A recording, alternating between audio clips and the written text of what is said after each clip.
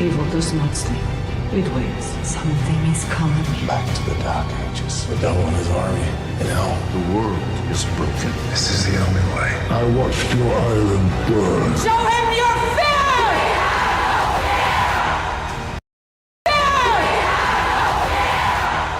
They said the age of heroes would never come again.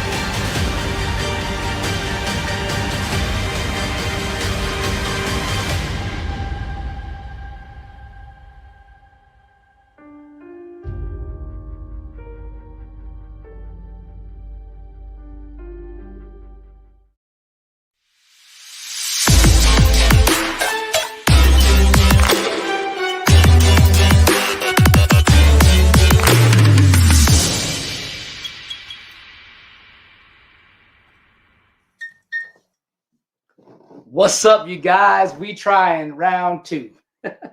Wait a minute. Hold on. Let's try that again. That's how we do it. Hey, we trying it again, round two. We did this earlier live, and we're doing it live now. But we did a live with the actual live virtual red carpet with Zack Snyder and Kevin Smith and the whole crew and the fam, whatever. And basically, it was just a lot of echoing. And so I was able to do what I had to do. I got the video. We were able to rewatch it in a way where the echoing is not there. So we'll be able to watch it in its full entirety and enjoy it and then have some fun. So guys, I'm waiting for my boy, Mr. Andy Block, to show up. I got to send some links over. So while we're doing that, we're going to do that right now. And what I can do, guys, is while I'm doing that. Now, by the way, I'm usually always talking this way, you know, because the camera's there, but the camera's here tonight. So we're going to be going back and forth there. But I'm going to go ahead and put on a little longer trailer for Zack Snyder, Justice League. Actually, wait. No, I can't put that on right now. I don't have it queued up. But I'll put the second one on. We'll watch it twice. And let's get to it, guys. Here's the second trailer for Zack Snyder's Justice League. Yeah. So begins the end for Darkseid. I've never seen a being this strong. Maybe one. He's back.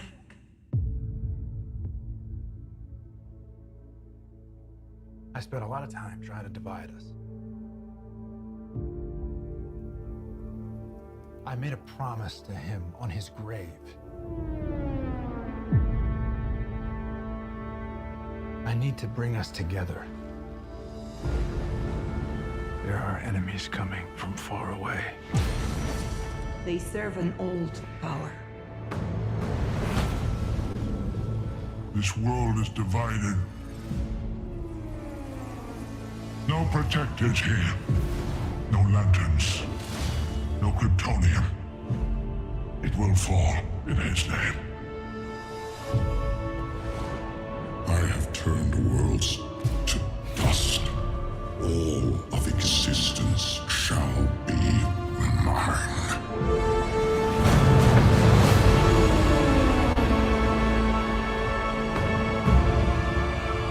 I have a second chance. I am not gonna waste it. They said the age of heroes would never come again.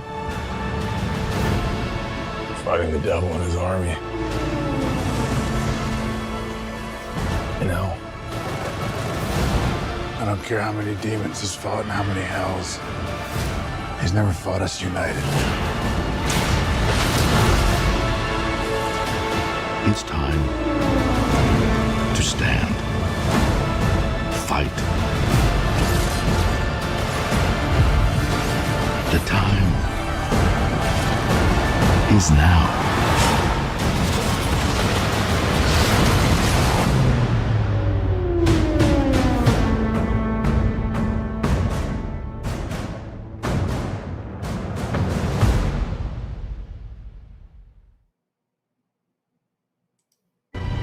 Evil does not sleep. It waits. Something is coming. Back to the Dark Ages. The devil and his army. You know, The world is broken. this is the only way. I watched your island burn. Show him your fear! They said the age of heroes would never come again.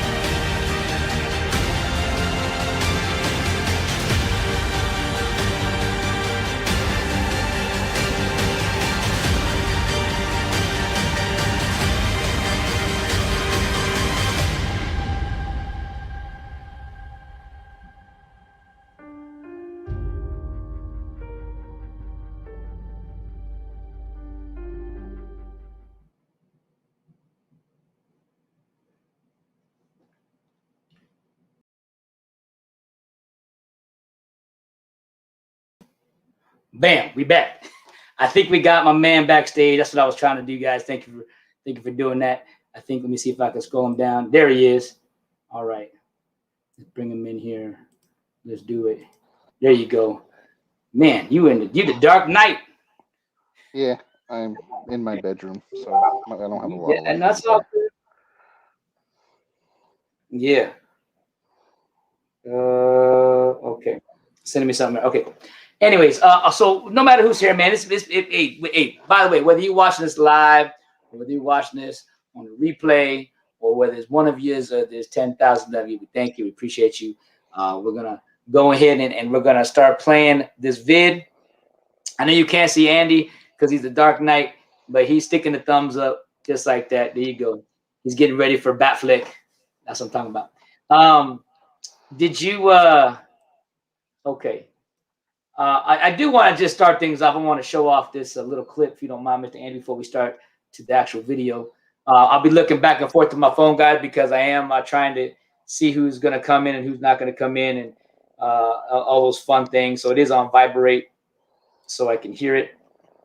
But here is a little clip that yesterday it came in, and I thought that actually that they were going to be done. I thought Zach was like, nah, I thought it was going to be done. But then he's like, nope, we're going to give you one more little teaser. And so it's a little small teaser here, and I wanted to play it. So here we go. Let's give it I haven't watched any of the teasers or trailers, so. Okay, no teasers. And did you see them in the trailers? That's actually not true. I have seen them when they pop up as ads on the videos that I do watch. So I got you. Yeah. Okay. Maybe you might have seen it, maybe you didn't. But let's take a peek. Let's take a peek at this one here. Here we go. Do you destroy the world? Now, how many dead eyes can you look into before you die inside yourself?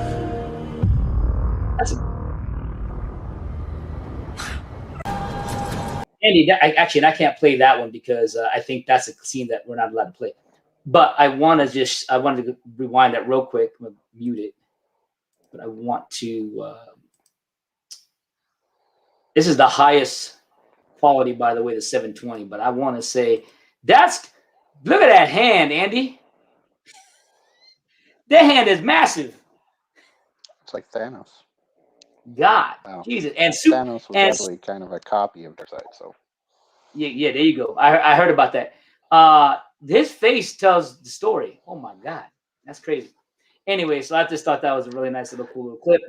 But let's get to the further ado to the red carpet event, and we'll have some fun with that. And I'm gonna fast forward through some of the some of the stuff. But we'll go ahead and give them this view here. We'll give them this view here. And okay, here we go. So obviously, I will say that it's just 15, 28 minutes. We're obviously not going to sit through this and look at all these photos, but I want to say, from what I'm gathering, this is like all the tweets from like 2017 when they were officially trying to get the Snyder Cut started. Hashtag the Snyder Cut, which I think is really, really cool. That's a lot of photos. That's really cool, man.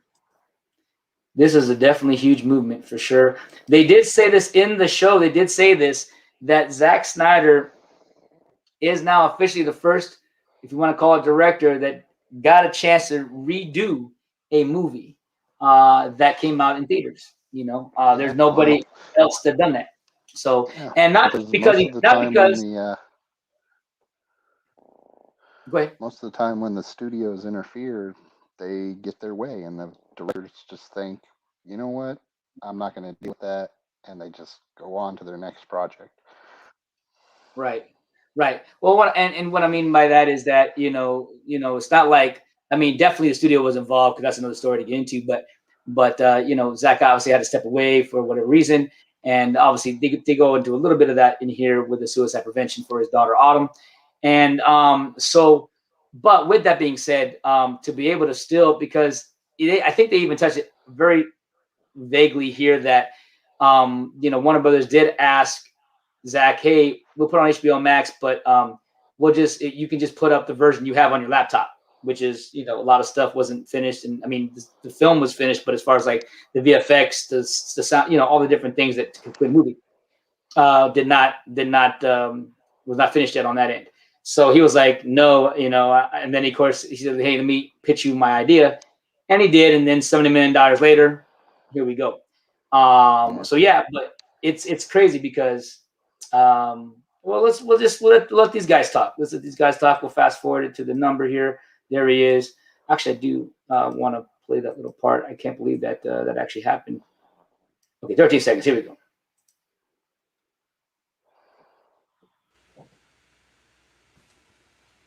Hey folks, it's me, Kevin Smith. Just before we get started with the show, just wanted to say a few words about recent events, current events, especially Did you hear about the this heartbreaking tragedy that took place last night in Atlanta. When you're making a movie like Zack Snyder's Justice League, you involve a bunch of talented people, way more talented than myself, of all genders, races, creeds, and colors, all of them coming together, united to make something awesome that we all get to enjoy with one another. We've seen a lot of hate in the world, particularly recently. But if there's one thing that, you know, the Justice League teaches us, popped in. Very cool. There's hope if we're united. Let's stop the hate. Let's stop the violence against people of color. There's an address on the bottom of your screen. Jax, I see you. Want to help join in the fight. We thank you for your help. We thank you for joining us here tonight. Now, please enjoy the digital red carpet premiere of Zack Snyder's Justice League. Very cool. Jax, my brother. What's up? Where you at, man? Hold up. Let me bring you in here. Yeah, there you go. What's up, dude? Oh man, this is nice. I'm glad I'm redoing this, man. I'm glad I'm redoing this. Yeah, I'm getting all the vibes again, man. Andy's here, Jax is here. I believe Tony should be on his way. We'll see. If not, it's okay. Everybody's got dad duties per se. But yeah, we just started in a sense, and we're gonna I already seen it already, but it was really fun. I can watch it again. It's like an hour long. We can obviously discuss while we're, listening. But they really go over like different things for the movie, and they play some trivia games and some stuff. So it's a lot of fun. I'm curious to see how well my Andy Block's knowledge is of DC. It's minimal. No, he a liar. He is what's called an NERD. Does anybody know what that spells? An NERD. Hold on, let me rephrase that. It's actually more than that. It's actually an official, an alumni. This guy is like He's blowing it way out of proportion. I know some things, but it's minimal. There's guys out there. Well, I'll say something and they'll be like, "What? You got that totally wrong. You're an idiot." That's me. Well, that's me, Andy. That's me. That's me. That ain't you. That's me. You're explaining me. You can't be explaining me. That's me.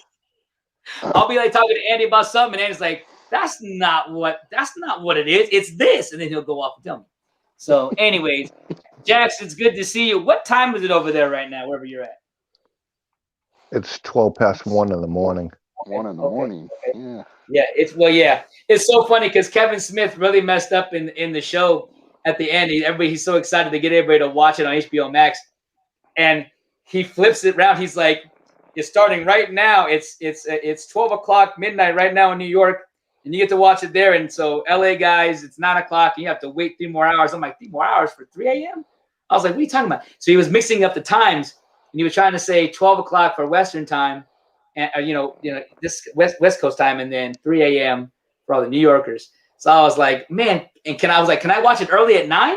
I'm like, yeah, not gonna be 9 o'clock. So, all right, here we go, guys. Let's do it. Let's check it out. We're getting into it. Oh, really quickly, I wanted to ask you, Jackson. He said he didn't hear it. Did you hear about the some kind of killing or some crazy beatdown with the Asians in Atlanta? Something happened in Atlanta with a bunch of Filipinos and Chinese and Asian people it's like racist type of thing. And that's Really? Yeah, it was kind of interesting. Because I was like, man, what the heck happened there? You know what I mean? So that's pretty wild. So you didn't hear anything? No, I heard nothing about it. I gotta check that out. All right, here we go. Let's do it. Let me get it here. We'll go back to this setup here. Here we go. All right, guys. Here we go. 3, 2, 1. Let's finish it. What happened? That wasn't it. Here we go. Okay. See, yeah, he's talking about it right there. While we're reading and waiting, guys, if you're watching it live or watching this on the replay, thank you so much for hanging out. You're more than welcome to comment and let us know. I did happen to see a really cool half the scene when we came in live the first time. We're going to actually get to see it in its full entirety here, so I'm excited to see that.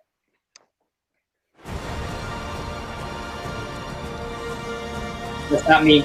Oh, must be how it's it's doing. finally here, Snyder Cut Cateers, man. I'm Kevin Smith, and after all the years and feverish anticipation, it is my sincere pleasure to welcome each and every one of you to the digital red carpet premiere of Zack Snyder's Justice League, man. All the hype and pizzazz of a major Hollywood premiere with none of the associated limo fees, unless you decided to stream this from inside of a limo, in which case, well played.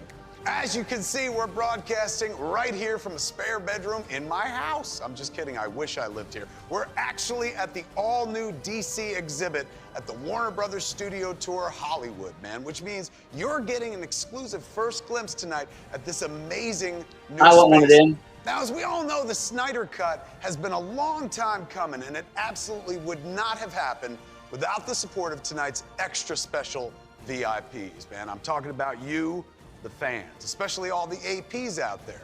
Without your energy and commitment to the cause, the hashtags, the petition, the plane flying messages over Warner Brothers, the world may never have seen Zack's incredible vision finally brought to life, as we're gonna see tonight. Thanks to you, later tonight, we'll all be treated to a truly massive cinematic experience. More story, more character, more action. Oh yeah, and the debut of a new world-conquering supervillain named Darkseid, ladies and gentlemen. Perhaps you might have heard of him. But before this superpowered hype train finally pulls into the station, we're taking all the best parts of a red carpet premiere and beaming them right into your home. Over the next hour, we'll interact with our fellow fans. We're gonna rub elbows with movie stars. We're gonna admire some of the evening's finest cosplay fashions and even visit with the director himself, Mr. Zack Snyder, including a special live appearance at the end of this program that you are not going to want to miss.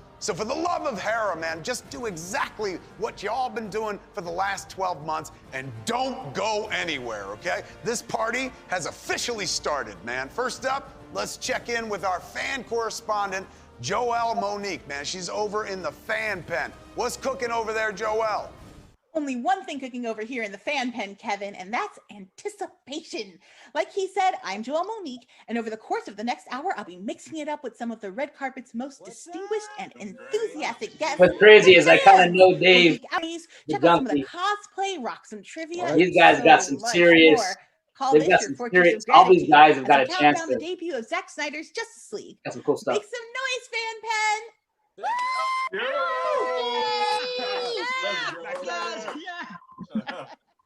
Now let's go back to Kevin Smith for the first of many goodies he's got in store for us. Aquaman, those kids are adorable. Good stuff, fan pen. I'm gonna start calling you the Legion of Zoom. You like that? Now let's keep that energy going, kids, because I'm ready to give you your first look behind the scenes on the set of Zack Snyder's Justice League. Are you ready for this? Behold! Action! Yeah, that wasn't in there. What you do this, you do I-beam them. You're gonna have your run-in with Cyborg where you boom, pound him. How we doing, Nick 53? How we doing, Steph? SDFM. Good to see you guys. You're in trouble now. And then we go back to them. No other back shots. Then stop Wonder Woman from pushing you. Yep.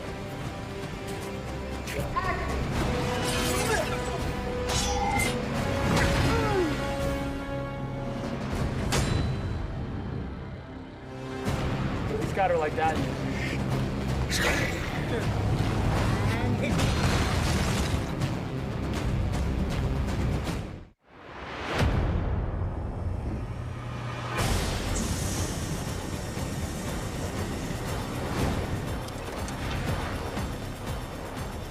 Okay, so what I was saying is at the beginning when you do your big turn and you're looking at the Justice League on the hill, you straighten out, you kind of lower the goggles.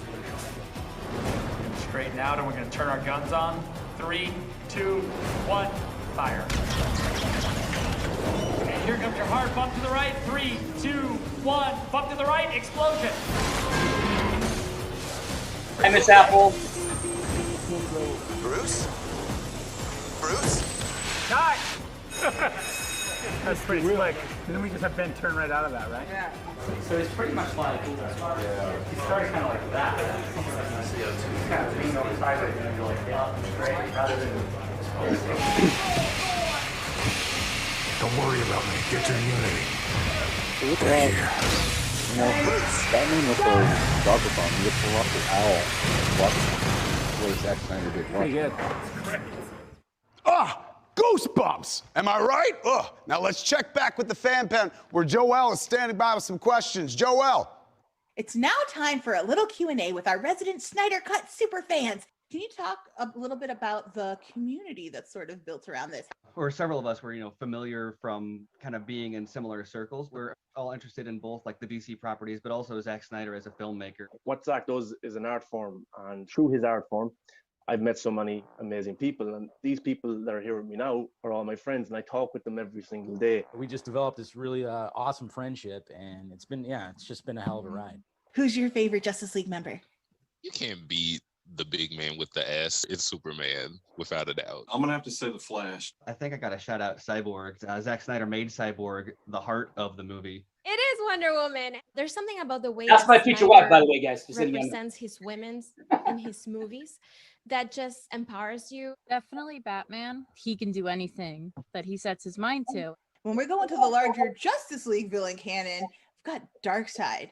And then... I'm just going to pause that while they're talking for a second. I want to let everybody know it's in the chat. Everybody's coming on in. Arturo HZ, like I put in the chat, it is only on HBO-MAX. It is because depending on where you guys are at, like right now, it's like if you're on the West Coast, you won't be able to see it.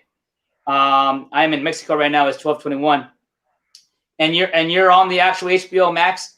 actual app or what do you want to call it, yeah, you should be able to see that. And then 3 a.m. Not unless it crashed. Zack Snyder Justice League crashed the internet. If he's in Mexico, his 12 a.m., which is because it's time zones. His won't come on until 2 o'clock in the morning. Yeah, so yours won't come on till 2 a.m., buddy. So yeah, so you have to hold on a little bit longer. See how Andy is the brains. He's brainiac in the house, ladies and gentlemen. All right, here we go. Let's go back. So you got a couple more hours to go, big dog. Watched the shot-for-shot breakdowns of every official trailer, but no one, and I mean no one, outside of this production has seen this exclusive dark side clip that we're about to show you right now. Man, this is something we have been waiting for years. This is the very last first look any of us will ever see before the official debut of Zack Snyder's Justice League later on tonight. This is Zack's gift to all of us, especially you. Enjoy. Have you finished the conquest? Not yet, Deshaun. Then why do you summon me? I bring news. Before mighty Darkseid came to the throne, he searched the universe Yes, no. for the ultimate weapon. That's the side. That's not even. The anti-life equation. The key to controlling all life and all will throughout the multiverse. He found it, hidden on a primitive planet, but before The story of the Defiance is well known. I have found the primitive planet, the world that fought back. It is Earth. The anti-life equation is carved into the surface of this very world. Are you certain? I have seen it. I have looked with my own eyes on anti-life.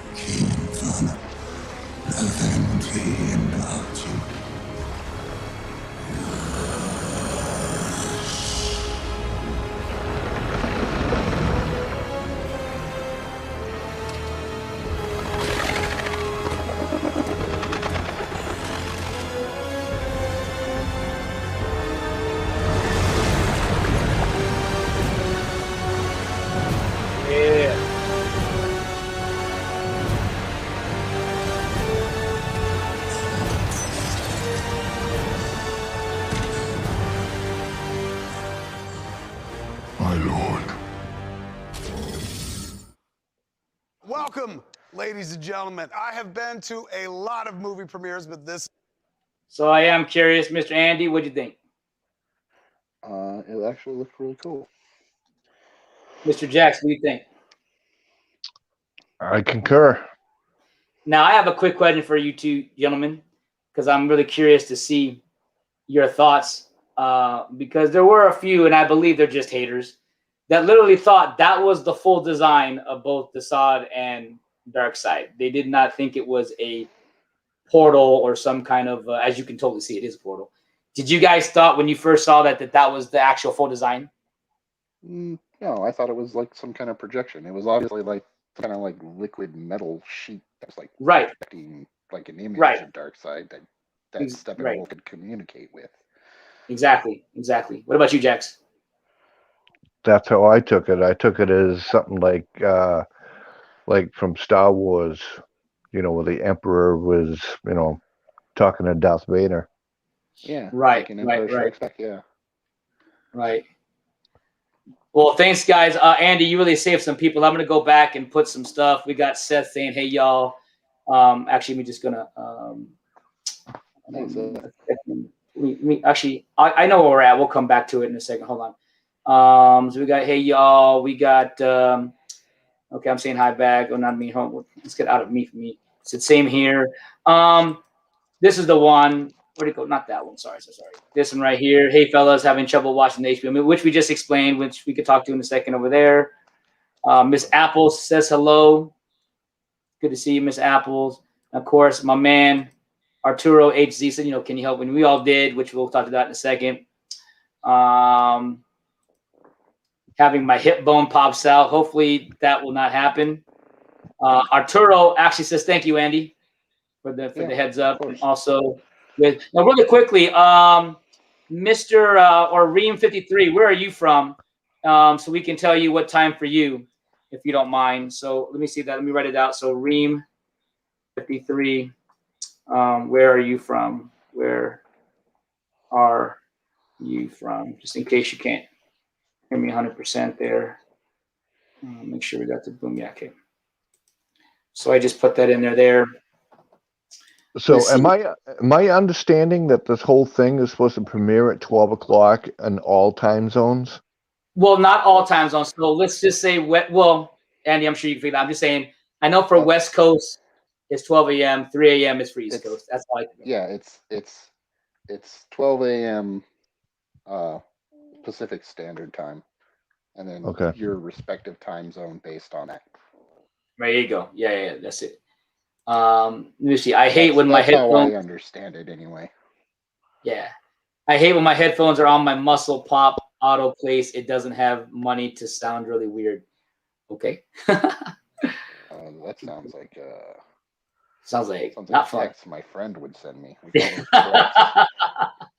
Because he uses the voice to chat, and it there you go. becomes a garbled message, Right. and you have to like decode it. Right. Well, I'm just curious, just by that clip alone, and we'll get into it more here in a second, but we're going to go back to, now we can see the Zack Snyder interview, which I think is really cool. Do you guys think it's just some deleted scenes and some extended footage and here you go? Or do you think it can be a completely different movie? Jax, what do you think? I never thought it would be just extended scenes. Oh, Andy, go ahead. Go ahead, Andy. I always thought it would be a different movie because Snyder wanted to go in and at the very, very least, rearrange stuff so that it was a different kind of narrative. At the very least, that's what he was going to do. I knew that from the get-go. So it was going to be a very different experience. Right. How about you, Jax? What do you think? I believe it's the same thing that Andy just said, because I knew from the get-go that he was going to do it the way that he envisioned it in the first place. And when he had to leave the project and someone else took it over and edited it, it was a completely different feel. Oh yeah, and like I was saying, go ahead. So when he came back and said, "Okay, we're going to do a Zack Snyder edition," I knew it was going to be completely different than what we had already saw. Yeah, I mean, I love Danny Elfman, man. I love what he did with the soundtrack. I love the beats from the '89 Batman theme that was in there. I love the little Superman hints that he played and certain things, but it didn't match the tone of anything from the first two movies with Man of Steel, Batman v Superman, and it was cool, but it wasn't the same feel. And this movie, just alone, you could tell that this is going to have that in a sense. So we'll go right now. We'll check in with these guys right here. Here we go. This is the first. I'm here in a bat cave, sitting across from the man, the myth, the legend himself, Mr. Zack Snyder. Excellent to see you, sir. Good to see you, my brother. Now, I told you before we got started, I watched Zack Snyder's Justice League from Friday at 1 in the morning. I got a link, and I said, it's 1 in the morning. I said, I wanted to see it for so long. Let's go for it. So I figured maybe I watch an hour, go to sleep and stuff. I watched it till 5 in the morning. I thought it was a stunning achievement. I think in terms of a superhero movie or a comic book movie, probably the most visionary. Instantly, you could tell the artist behind it. You're a guy that paints in splash pages. If you're a comic book collector, there's the idea of a splash page is you open up a double page spread and it's just this gorgeous imagery that the artist has put together. That's what this movie is. It is a series of splash pages. And even when you break it down into the chapters, it felt like an entirely coherent comic book experience. Because as you read an arc that involves a couple different stories, a couple different issues, sometimes they dedicate an issue to one character, and then bring them all together. Yeah. So it played out exactly like that. Now, going back to the start, and I mean Man of Steel. Sure. Was that the vision that one day you would get to a 4-hour giganto cut of the Justice League? Well, you know, when we did Man of Steel, you know, in a world with Batman, in a world with just Batman, it's hard to have Superman as well. Right. Like that day, if you decide like we should add Superman to this world, it'd be kind of tough because you'd be like, well, we kind of haven't had him before, and this is a deal. But in a world with Superman, Batman might be out there somewhere in an alley beating up some dude. So a bad guy, of course. You know, when we were doing Man of Steel, we did like, you know, there's a little bit of LexCorp, there's a little bit of, you know, Wayne. So, you know, just trying to say like, look, we think that shit's out there. There's a satellite. Like I remember the Wayne Tech satellite, and everyone in the audience was like, ah! Yeah, exactly. Like it's like, okay, you know, we always had that eye to go to, you know, Justice League was that going to be out there. Right. And so the idea of it being 4 hours and being sort of what we have now, I mean, that sort of evolved from. I hear you, dog. Andy, it's hilarious. And we sort of like really seeded the world. And now it was time to meet everybody. That's how it just naturally happened. If you really take the time with all of them, you end up with 4 hours. You know? Right. That's kind of, it wasn't we didn't go like, we're really going to blow it out with 4 hours. I knew it was going to be a long movie to introduce them correctly.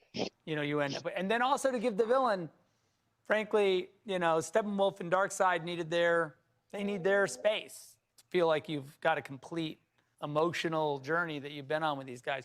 Even for Steppenwolf, I wanted him to go on a journey too, Right. you know? As anybody who goes into an endeavor this large, how many days did you guys shoot? Do you know? Months? Months and months. We were in England for a year. Who is the most important person in the process to you? I'm assuming Deb. I'm assuming. Yeah, definitely Debbie is the number one. She's the top of the whole thing, you know, for me.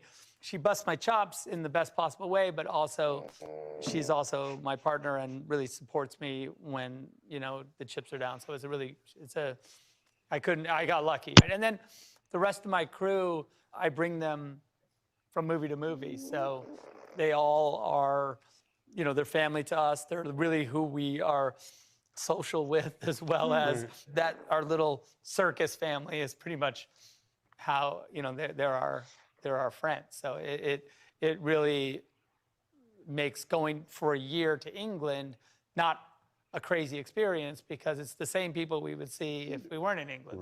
They just happen to all now live in England.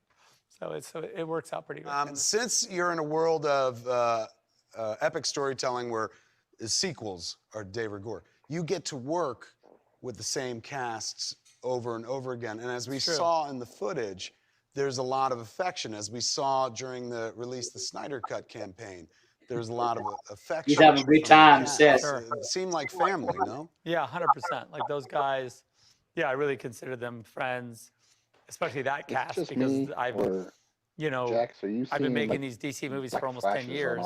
And so you literally, I don't know any of the actors. At this point, I've kind of, you know, those are like the main actors I know. But I think that you mean in the actual video? In the video, on mine, on Jack's, on you, like every few seconds, like everybody pops out black. Oh no, we're good. Yeah, that's gotta be you, buddy, because I see everybody clearly. The fans really, like everybody's good. Went crazy on Twitter, and Gal and Jason, Ben too. and Ben all, you know, joined in, and Ray, of course, and they all really they really catapulted it into the stratosphere. And you know, my agent got a call from the studio the next day to say like. And let's talk about that, because the movement that created the Zack Snyder's Justice League, the movement that got it to the world. Sure. We talk about in this world, you know, hey, it's for the fans, it's all for the fans, it's for you. There's a lot of fan service because that's good for business. This was fan service of a different kind. This is, instead of a studio talking about fan service to an audience literally delivering fan service for the filmmaker. Yeah. So you were at the epicenter of a campaign, honestly, that has never happened before. But what was it? What did it feel like? Were you ever scared, or was it like, this is actually the road to finishing the movie? Yeah, I had a lot of faith in the fans, and I really appreciated everything they did. I really did. It was amazing. They've been a partner with me in you know, we as a family support suicide prevention and mental health awareness, and it's a really big part of the why of this movie. And they've been with me, you know, in the trenches with that, insane. And so raised a lot of money too. Their you know, fandom has been a very positive, very over $500,000 that they've just given to that cause. You know, unbelievable. They're not professionals. They don't have any dog in the hunt other than they just want to see the movie. Right. It's all we want to do. And they're like tireless, insanely, you know, dedicated. But I'm glad that like I can give the smallest amount back. And really the smallest amount back is this effort of making this movie. And it really is true. Because like without them, for sure, there would be no, we wouldn't be here talking. There would be no movie. But yeah, it was a Herculean effort. Then they did the Times Square. The Times Square was really, to me, was like a bit of a tipping point because you could really look at that and it was 2 billboards and there were video and the Superman flew into the other billboard. And the money that they raised to get the billboards, they would give half that money to AFSP.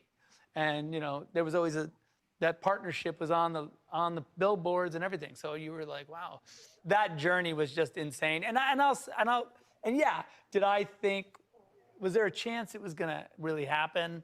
Like, you know, I don't wanna encourage, you know, something that's impossible. They were doing such amazing work. You know, so I would say like, look, here's some cool stuff. Here's a drawing I did. And maybe because of streaming, you know, thank it certainly helped that God HBO-MAX, for there's a place HBO-MAX. to bring it. No, absolutely. Thank God for HBO-MAX because without HBO-MAX, I don't even also know that there would be a venue for this movie to exist. You know, you know that we're in this beautiful serendipitous moment where you know these two things happened at the same time, and it's really fortunate. And I think that you know. Hey Andy, did they ever release in theaters just out of the blue when they did the whole Lord of the Rings 4-hour cut? The 4-hour cuts? You know, the extended editions? Did they ever do that like a release? I think they did special showings of them afterwards. Okay. Did you ever go to one of those at all? I never went saw them though. I would have liked to, but what about you, Jax? You got muted, buddy. Jax, you're muted. There you go. You there? I see. Just say testing or something. I can't hear you. Let me see. Yeah, I can't hear you. Nothing. You're gone. Nothing. That's crazy. Yeah, you were fine. I could see you great. You look great. Your mic is on my end. What happened? I can't hear him. Yeah. If you want, just come back in and try it out and see if it just restart yourself, and then I'll bring it back. Yeah. So did you ever? No. When did those come out, Andy? Just curious. The extended cuts. Mm-hmm. Or the originals. No, the extended cuts. Oh, it wasn't long after the entire trilogy was released. It was like the entire Fellowship of the Ring released in 2001, and then it was Two Towers like in 2002, 2003, and then it was Return of the King shortly after that, another 2 years after that, and then almost immediately after that, after they came to DVD, it was like, oh yeah, by the way, we have 4-hour versions of this, with all this extra stuff, and it was just like, you know, after they saw that fans got reinvigorated with Lord of the Rings, they're like, oh, the complete story, or as complete as it can get on film anyway. Right. Is we have it. Gotcha. All right, Jax, let me hear you. No, why can't I not hear you? I can see you lipping. No. You can sign. You can sign. Can you sign? This is we. Yeah. Okay. Hello. I can say hello. We can say hello to. I love you. I can do that too. That's hallelujah. That's my. Oh my goodness! What happened? All right. Well, your phone broke. Do you have an Android? Because I guess Andy's going to tell us. is going to tell us that we need to change our phones to an iPhone. Okay, hold on. I can hear something that would keep fidgeting with that. What do you have on there? Because I heard something. Yeah, if you're using it. Can you hear me now? There you go. There you go. I don't know what I did. I have no idea. Just whatever you do, don't touch it no more. Was it the headphone? Do you have a I think it was the headphone headphones. microphone combo thing? Yes, I do. Okay, then you probably have a short in that somewhere. Don't touch it. just don't breathe. Just right there. Okay, so Jax, did you see the extended versions of the Lord of the Rings? You know, it's funny because I seen each movie in the movie theater when it was the regular cut. Right. Okay. And going back to Lord of the Rings, and I knew that there was going to be, like, I saw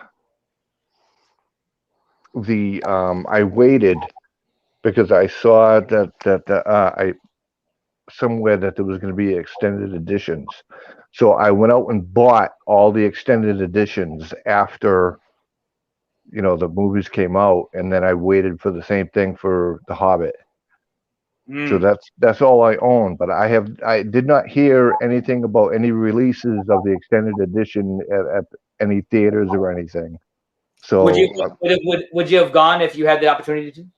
Absolutely. Cool. I will say I think they have a lot of special viewings or something like that. I definitely I know I'm behind the game, guys, and I do plan on doing it. I did happen to watch the first Lord of the Rings, and then I actually watched the second. Well, when I say second, meaning the full-length version of the 4-hour cut, of course. Really enjoyed myself. Can't wait to get to the next two movies, and of course, do the actual extended. I actually almost want to watch just the extended versions only, because that's just probably the best way to watch them. And so, and then once I do that, then we're gonna go back and watch the actual extended versions of The Hobbit, which I heard are way better again with the extended cuts for sure. So cool. I just wanted to double check and see, because you know I did hear that there are extended versions. Then you're gonna have to read this bad. Well, you know me and reading, they ain't gonna work. So I heard, I did hear that there is some IMAX showing for Justice League right now for Zack Snyder's Justice League, and I hope they do happen to. This does really, really well. They say, you know what, let's just put it in theater for a weekend and have a showing. So that'd be kind of cool. So let's go back some of here. the theaters out here are actually opening up. I saw the Cinemark. They actually had lights on today. I was freaking out. I was like, and something about not Cinderella, but something called Cinderella. I don't know. That's like this movie they're playing. I don't know what the hell it is. I have no idea. But we saw that we got an email from one of the theaters out here, and Kong versus Godzilla. Yes. Or Godzilla I'm gonna versus watch Kong that. is going to be there. I'm going to go see yes. that. And where is that going to be? Where to say? I don't remember which theater it is, but well, let me know, Andy. Let me know. I'm going. Yeah, Andy, let me know. Team I have Kong right here, man. Yeah, let me know so I can we got some crew that want to go, and Mortal Kombat, guys, Mortal Kombat. All right, here we go. In this streaming world, this is kind of the perfect place for this 4-hour movie to exist, because it's also chaptered film. Like I always envisioned it as this sort of chaptered piece. And when we were watching the movie at home, it's really easy when a chapter comes up to pause the movie and go to the bathroom or go get some chips or whatever you're going to do. And that's cool. And then you just come back and you get right into it. It's like you're binging a show over 4 hours, which, in the modern world, do standing on our heads. Everybody's used to that. I did Cobra Kai for 10 hours. I think I can make it work. With the ability to give this story a venue to be told. Yeah, it's kind of cool. Another thing that worked incredibly nicely, and probably the most important character that everyone was anticipating, is the first cinematic appearance of Darkseid. I'm delighted. I don't want to spoil the movie, but like when there's a moment when Omega beams come into play, and I shrieked in the middle of the wee hours of the morning. He's like, ah, because you never see something like that in the real world. Yeah. how important was it for you to get Darkseid into this? Here, he's a major component. And in fact, correct me if I'm wrong, one sequence, he took the place of Steppenwolf. Like, I remember there was one Steppenwolf beating ass, but instead it was Darkseid. Oh, yeah. Well, I mean, and that was always the way I had... It's fantastic. I had always imagined. And, you know, bringing Uxas, baby, because when he was younger... Deep cuts, kids, deep cuts. And so when he comes to Earth, you know, thousands of years ago, looking for this thing that he had heard was hidden somewhere in the universe, he'd been searching all these planets, destroying them probably in his quest. Turns him to dust, he says. Turns him to dust. So he finds on Earth this equation we call the anti-life equation, which controls the will, all will. So basically could bend anyone to his way of thinking is a way to kind of think about it. So what happens is we see him, and so we get to see him like, you know, fighting and kind of, you know, doing his thing, kind of a young, you know, world destroyer, you know, cutting his teeth on, you know, some Earthlings, and you know, he bites off a little more than he can chew, but it's fun, and of course, when we see him, we do see him later in the movie. Now he's really the absolute King Daddy of the universe, and he's mad. Quick question, Andy, since you are the guru, so it's kind of like, and I said this in one of my reviews, and I didn't say the first name. But remember Optimus Prime? Before it was Optimus Prime, he was Orion Pax or Prax or something like that. He was not always called Optimus Prime. Before he became that, he was somebody else. Like I said, I think the first name was Orion, second name is Pax or Prax. Now, with Darkseid, what he just said, and from what I've heard from other people as well, that there's the younger version of Darkseid, but he's not really called Darkseid. He's called something else, and then of course he's Darkseid. And so I was just curious if you knew anything on that, or if you can elaborate on what he is saying on that. Just curious. I only know him as Darkseid or his alter ego, which is Uxas or something like that. That's what he did. So what's his alter ego? His alter ego is his other name. Okay. So I think that's the name they're using for his, I guess, younger self. Darkseid is more like his title, kind of like Thanos in Marvel is known as the Mad Titan. Oh, see, I didn't know that. They never refer to him in the MCU, but in the actual comics, they call him the Mad Titan because he comes from Titan, and he actually goes insane after his brother dies, and his whole shtick, which I'm glad they removed in the MCU, was that he wanted to impress Death, which is a female in the Marvel universe. Right. So his whole thing is that he wants to destroy worlds to impress a girl. Right. Now we're talking about MCU on that one, but for DC, that what was that name one more time? You said that his alter ego. Uxas. So yeah, that is the name I think they're using for the younger version. Did you know any of this, Mr. Jax, at all? Nope. See, I told you. You learn something new when you get here with Andy. I told you. But I do have a quick question though. Yes, ask away. Why does, maybe Andy can answer this or not. I'm just curious of why two different characters from two different comic book series, Thanos and Darkseid, how come they look exactly alike but different color? Because DC came up with Darkseid first as a primary villain for Superman, and then Marvel said, "Hey, that guy's drawing in people to buy the books. We need a guy like that." Yeah, and Thanos was born with the woman chin. That's why their motivations are similar. That's why they look the same. That's why they kind of act the same. That's why it's copy and paste, man. It's creepypasta. Yeah. I mean, they have a bunch of that. Yeah, they have a couple different, very small, makes them different a little bit. Not just the color palette, but there are very small details. From what I'm so far watching, from when I saw like I said, I haven't read any of the comics, but just watching all the films from Marvel side, and then now just seeing just his presence in this little bit, it's like there's a small, and I heard the motivation when you're with Steppenwolf and some other stuff. It's just more in context. Like it's more than just him. Like I'll just say this. Like I didn't know if maybe you might know this, Andy, but I heard that the reason why Steppenwolf is doing what he's doing for Darkseid is because he owes him a 50,000 world debt. And I'm like, he owes him a debt, and he wants to pay it off so that he can go off and become his own super entity and not work for anybody because he doesn't like being beholden to somebody. Yeah, which was not. Yeah. The big difference between Marvel and DC isn't really the look of the characters; it's actually the characters' motivations. In DC characters are a lot of the DC characters, they see their powers and their abilities as blessings, so they want to use their abilities to help other people. Like Batman, he's like, I don't ever want this to happen to another person, so I'm going to get as most badass as I can and help other people. I'm never going to let this happen to another person. Whereas in Marvel, a lot of their characters, they see their abilities and stuff, they're cursed with them. They're cursed to help other people and things like that. The X-Men are a great example of this because they're born with these defects and it makes them different. So they're always dealing with that question of, do I want to keep my powers? Do I want to hide my powers? Should I use my powers to help people or something? For DC characters, it's never a question.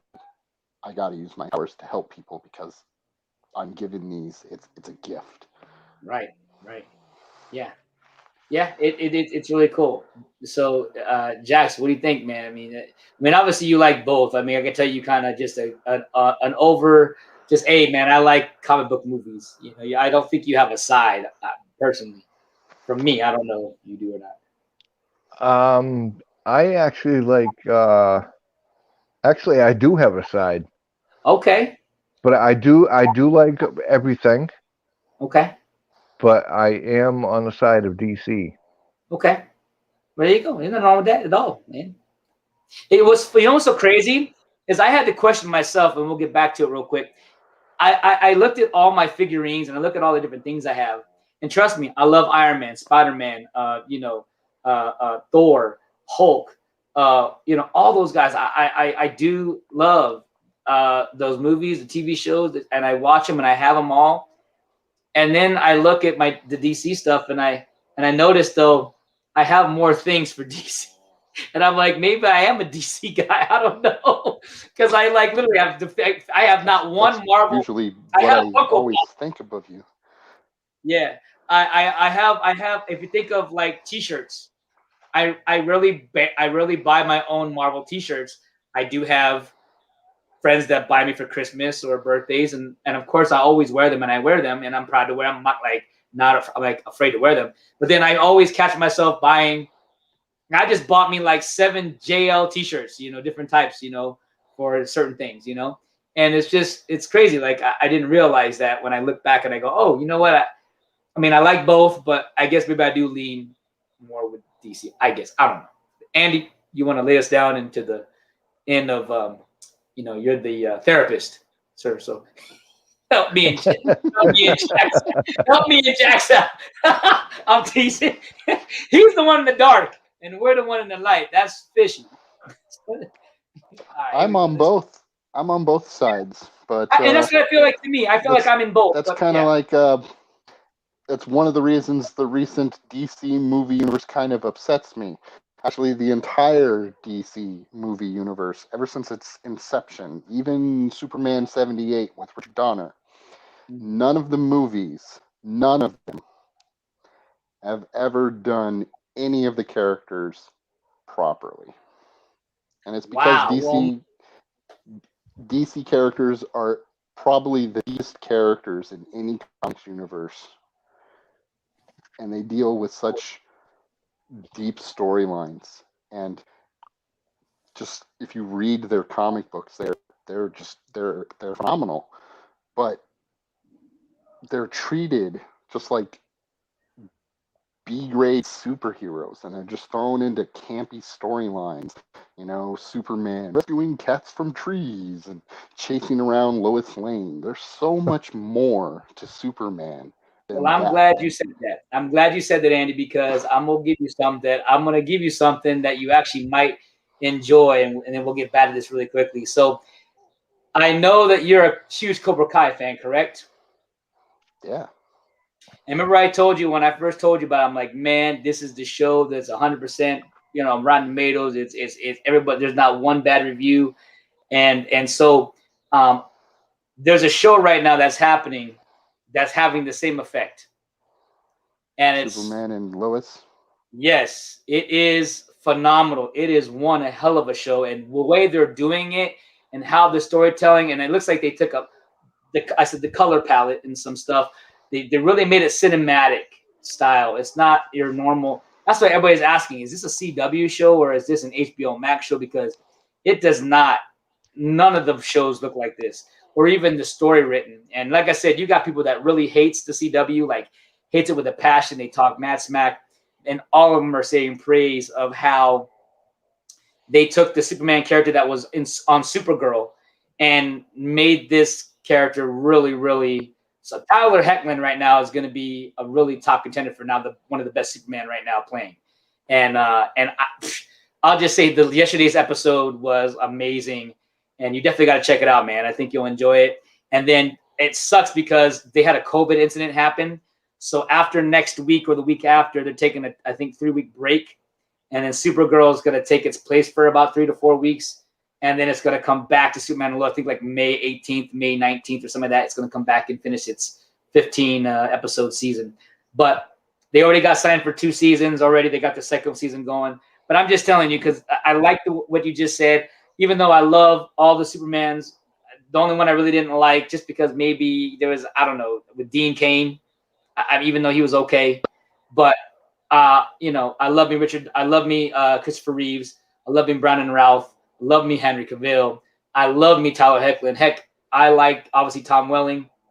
You know what I mean? He donned the suit for at least an episode, but that whole story was not to be Superman. It was meant to be Clark Kent, completely Clark Kent. So this show is different, and it's got layers. Superman's got layers, but at the same time, it shows his love for Lois. It's got the 2 kids. I know it's only in the storyline. I guess in the comic book, he only has 1 kid, but I feel like they're gonna kill one of the kids off later or something.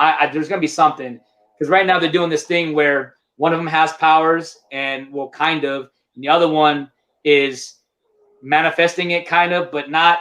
And they're both. I feel like it's gonna be like they're gonna have a fight between themselves. It's dope, dude. It's dope. You'll enjoy it, Andy. You'll enjoy it. It's on Tuesday nights, Wednesday nights. Yeah. The best rendition of DC characters is actually the animated shows. Yeah, I can't wait to get Justice League Unlimited. That series was phenomenal. There's an episode in there where Superman gets taken over by I forget what it's called, but it's like this starfish that implants like dreams and stuff like that. I heard about that. And Superman gets caught up in this dream world, and he's living on Krypton. Krypton never blew up. He has a wife and a kid and everything like that. But slowly, his subconscious realizes that this isn't the real world. And it gets to a point where he has to wake up, and he has to say goodbye to this idyllic world that he's living in. That's crazy. So that's dope. Emotional. He has to say goodbye to this wife that he always dreamed of having and this kid that he never will have and everything like that. And he has to come back to the real world. It's just, it's a great story. Yeah, man. I can't wait. I can't wait to get on that. Real quick, as you see in the side of here, you got the Cyborg and Flash. You do know in the Justice League that we saw in theatrical cut, this was the weakest characters of them all. But I heard from all the haters, even the haters, they're saying that these 2 are the biggest guys, especially this man right here. I can see why my man Cyborg Ray Fisher was upset that he, I could see. But let's get back to this real quick and about that thing that happened to him a while ago, and he's not going to be kind when he finds out. That's where he wants to go because that's where the thing, first of all, that he lost is, and also those guys humiliated me a little bit a while ago, and I want to make up for that. Darkside Comics royalty, because he's created by Jack Kirby, for heaven's sakes. And you did him justice, true justice, Zack Snyder Justice League justice, by putting him in this flick. As a big, longtime fan, I thank you for that. Let's talk about heroes, because as you mentioned before, 10 years of doing DC hero movies. Almost, yeah. So you have a perspective. You have a take on heroes that are very distinctive. What makes a hero most for you? Well, I think, you know, the thing about Justice League, I think that is sort of the thesis of the movie, is that, you know, these heroes are misfits, you know, and they all come from, they're slightly dysfunctional, but in a lot of ways, incredibly relatable to just us, just people, you know, the best myth speaks to us in an archetypal way about the struggles that we all face in our everyday lives.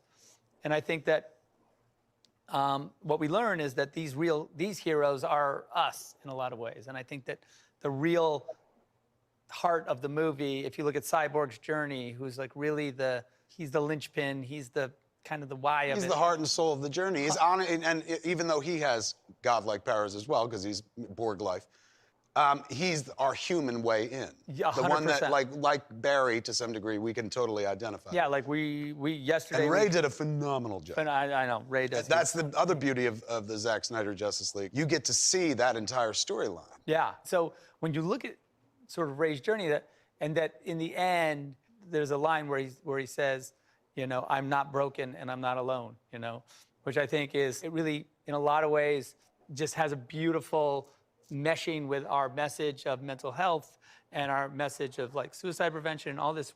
There's just this beautiful symmetry now to the whole thing, and that a hero is just, you know, we all are heroes to ourselves. You know, we have to, because we can all stand up and we can all be strong and we can all be supported by each other. And I think that in the end, that's really what the movie is about. As a longtime DC Comics fan, this is incredibly gratifying to me to see the vision writ large from end to end. And it had everything to do with people that you minted yourself. The people that like pushed for it, released the Snyder Cut, were people you made fans by telling your versions of the stories of these great characters, man. So like, that's cool. As a DC fan, I salute you. As a filmmaker, I salute you. It's a wonderful, wonderful film. Congratulations. I appreciate it, really do. Awesome.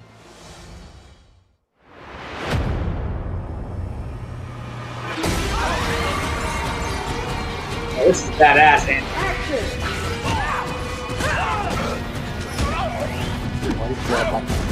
It's like when you grab his head, you're not, it's like you almost want to like give it to it, rather than you trying to stop it. Yeah.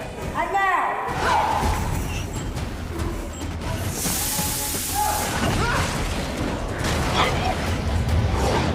Dude, that's so different. That moment right there, this is where we're taking just stand, boom. And then so this will be the line, which he's going to say line. Believe it. And then what we're going to keep their list here is the glow will come down.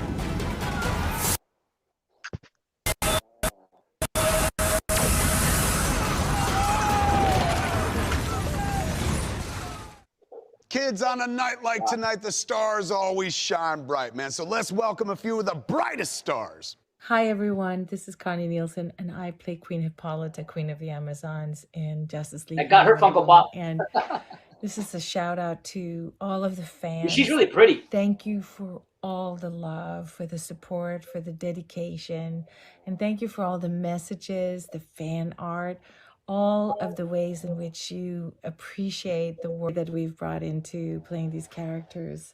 You're gonna have a blast with this film. As you can see, there are she's cheating, she's watching it. Amazons in this one too. And I just hope you guys are gonna have an incredible time.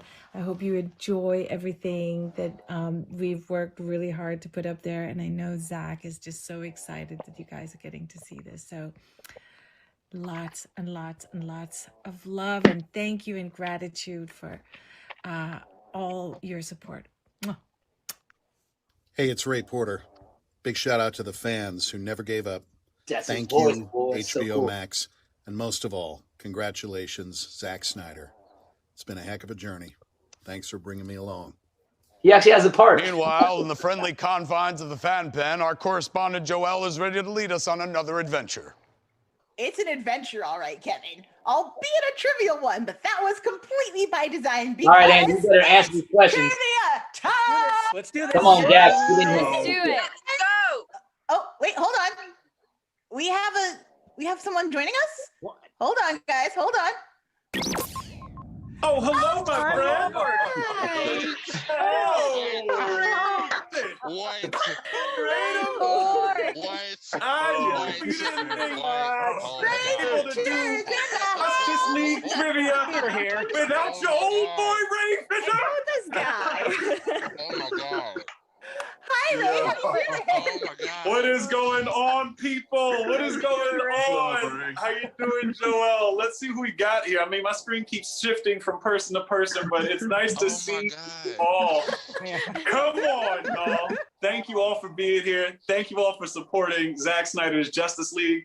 Thank you for attending this trivia session. And I guarantee it's going to be a good one. I'm going to be watching, and you will be forever embarrassed if you get any of these questions wrong here today. Ray, don't tell them that. They're already so nervous. Oh my God. I'm just joking. Thank you guys for being here. And I'll let Joel take it away. Go ahead. Let's go ahead and get busy, shall we? All right, guys. So no pressure, but the Ray Fisher is in the room. So I'm really going to need you guys to step up your trivia. It's going to be good, though. I promise. It's going to be a lot of fun. So let's just get into it. Let's have some fun. So, one of the Justice League's greatest enemies, Darkseid, fires blank beams from his eyes or hands. Oh God, Omega beams. Wait, you didn't even give Jax a chance to answer. Yeah, Jax is like, didn't even have a second, and here goes Andy. Omega beam. See, I told you, you're a big old nerd. All right, here we go. Did you know that answer or no, Jax? Did you know it or no? No, I didn't. All right, here we go. It may not be Omega beams. It could be laser eyes. We don't know what it is. The Omega beams. Yeah. That is correct. All right, Andy. Okay, you good. And, I've seen the movie. Can't verify whether or not we're going to be getting some Omega beams in that. But you are correct. Yeah, don't lie. I saw it in the trailer, so we're fine. He's just doing PR. Awesome. Okay, I'll take the next one. In the comics, Alfred had this job before joining the Wayne family. I didn't hear the question. Oh, you didn't hear it? Okay, something about before. Okay, so before I heard something about Alfred and then something about the Wayne family. Yeah, what was his job? Oh, he was a. Wasn't he a butler? No. He was a. Oh, not a butler. He was an SAS soldier. He was special forces for the. Yes, special forces. For the Brits, he was MI6. Yes, MI6. I was gonna say, Andy, they have, and I gotta get it soon before they dismantle it. But they have an actual Pennyworth TV show that came out. Did you see that one? No. Would you be ever interested to watch that? I don't know. There's so many TV shows for everything. It's been out. It was out for a while. I don't know. It's got to be No. I know what you're saying, but it's just like I don't keep up on it. So I got you. Well, I was just curious because I always like sometime a new character that I have never it's not a new character, but a character to see where they came from, and that's one I always wondered where Alfred came from, type of thing. So that'd be kind of cool. Yeah. All right, here we go. He worked for the British government in MI6. Yes, he was serving the Queen of England, and then somehow made his way to Bruce. What a journey! What a story! What is the name of the island Wonder Woman comes from? Oh, Thermopylae. Oh no, that's something else. Paradise Island. The Mascara. Yeah. Did I get one from Andy? What? Put a ring up on my finger. Yeah. Well, all those Greek names, I always Mascara get them is all. correct. Okay. I'm just messing with you, Andy. When I'm gonna take a win though. I'm gonna take that win though. Superman came back from. From the dead, his suit was what colors? Black and silver. There you go. It was black and silver. Hey, yes, nice job. That stunning suit. Oh, what a legacy! What an And actually, there's a icon of reason like for it, just too. visual representation. Is glorious. All right. So for this next one, and this one is very near and dear to my heart. When did Cyborg, aka Vic Stone, first appear in DC Comics? Oh shit. No idea. And he's digging through his Rolodex right now. I am. Give me a second. Go ahead, brother. I know it's in your brain somewhere.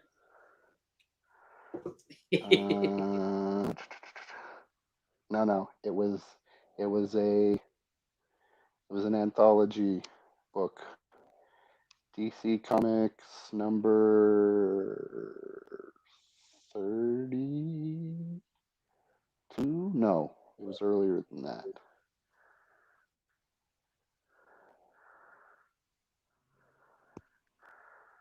DC Comics number 20. Ooh, I already seen this, Andy, so I kind of know what the answer is. You're right there. Come on. 29. DC Comics number 29. Ooh, is he right? Let's see. Liz. I think it's 1980. Yeah, you got it. Go ahead. Come on. And this issue was DC Comics Presents number 26. You're right there, Andy. You had to flip that around. You're right there, though. Nice job, though, brother. Nice job. Go ahead. Great job. What a beautiful moment that was when Cyborg came into our lives. Just incredible. Awesome. Oh my God. Oh, I'm so excited for this question. Okay, all right, here we go. Junkie XL and this composer joined forces to write Wonder Woman's iconic theme song and Batman v Superman. Who is it? Hans Zimmerman. You the man. Jackson, do you know that or no? Yep. He that I see so many hands, so y'all can just say it. Hans Zimmer!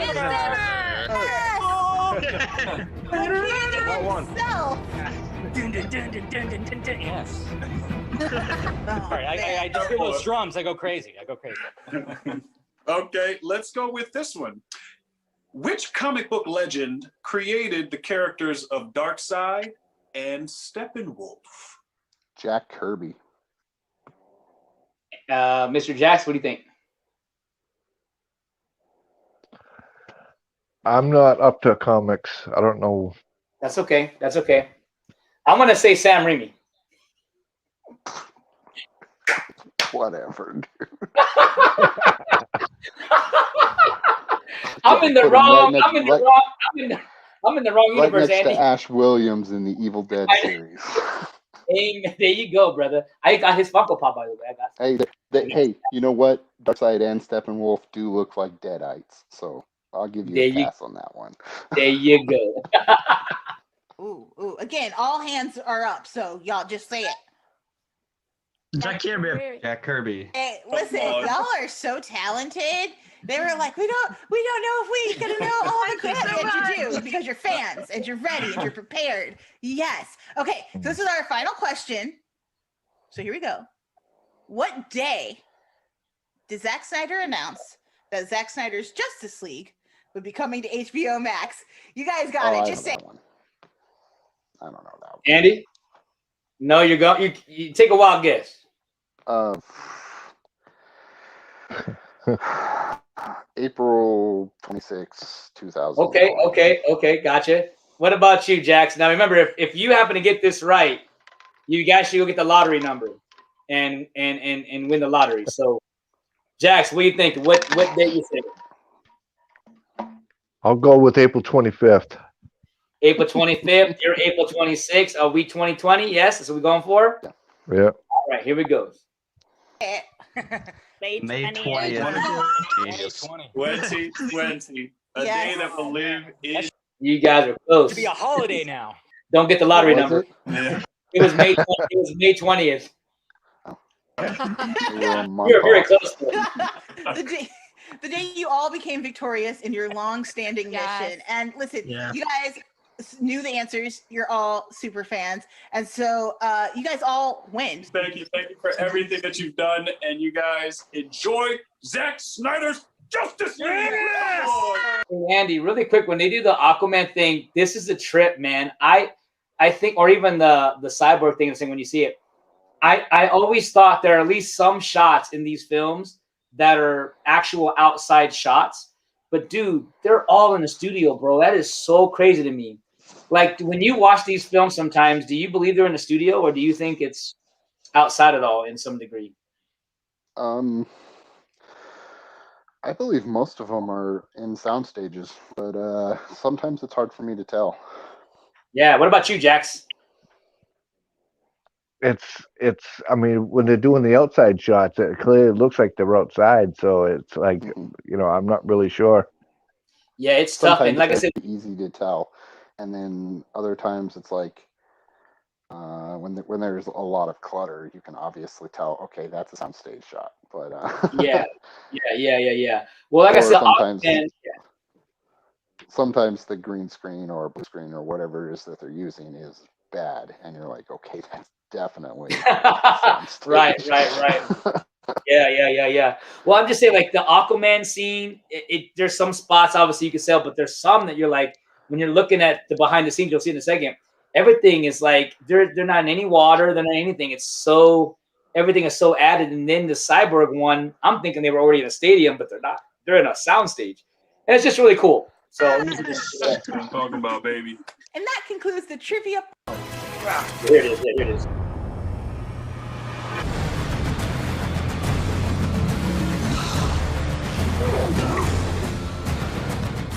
What just happened was you looked at Mira, and then you looked back at him, and then you're like, rah! Got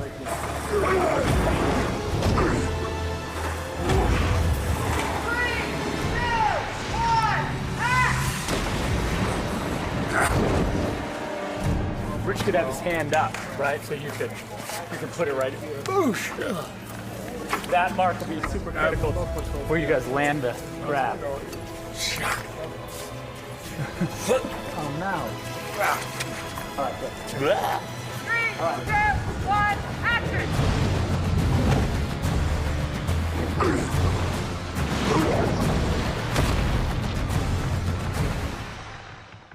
See, that's what, like, okay, so when I saw like him on the green screen doing that movement, like I would thought, because I've seen obviously the behind the scenes from other movies where they're actually in the water, they have the breath tank underneath, and they do those shoots. They have the same mechanical stuff in the actual water, and of course they build like a little prop set underneath to look like they're in the underwater type of thing.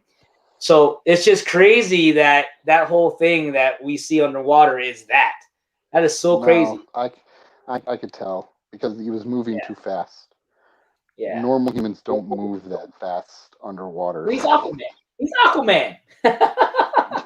He's supposed to move that fast. So you got to give him a pass for that, right? He's supposed to swim fast. Now, if I was swimming, I think you're living in your fantasy a little too much. No, I'm just saying. Let me ask you a question: is Aquaman supposed to swim slow or fast? Jax, is Aquaman supposed to swim slow or fast? As far as I know, he's supposed to swim extremely fast. Right. See, it's not me in my own dreamland. It's if I remember correctly, going back to TV shows that I used to watch when I was a kid. I mean, Aquaman was swimming faster than a dolphin. Yeah. This is why I love having Andy back on the show. I love really pressing his buttons, and I'm pressing all of them right now at the same damn time, even in the dark. And that's why we love you, Andy. Here we go. No, my bad. Zack's gone and outdone himself yet again, and that seems to be going around, kids. Same for me. We don't gotta the way do you that. layered this. By the way, okay. Let me go. I'm not gonna play this. I'll just go through what I saw, and in that way I could kind of. So when I first saw this is the cosplay section, and I kind of said something rude. I wasn't being rude. I wasn't trying to be, But I was looking at the costumes. I'm like, what the heck is this? Because cosplay players really do take it seriously, and they spend a lot of money to make themselves look like the characters. You know what I mean? They spend like $1,000. So when I saw this, I'm like, what party shop did they go to and spend $5 on their outfits? And I felt bad because, you know, I wasn't trying to be mean, but like this dude right here in the Superman outfit, that looked like he just took some tape and some duct tape and a towel and said, here's my cape, my outfit. You know, some cosplayers do that though, but yeah, they make it like from scratch. Some go all out.